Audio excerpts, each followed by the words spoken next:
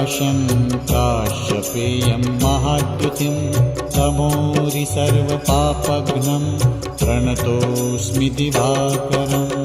ॐ ह्रां ह्रीं ह्रौं सः सूर्याय नमः। ॐ ह्रां ह्रीं ह्रौं सः सूर्याय नमः। जपाकुसुमसङ्काशं काश्यपेयं महाद्युतिं तमोरि सर्वपापघ्नं प्रणतोऽस्मि दिवाकरम्।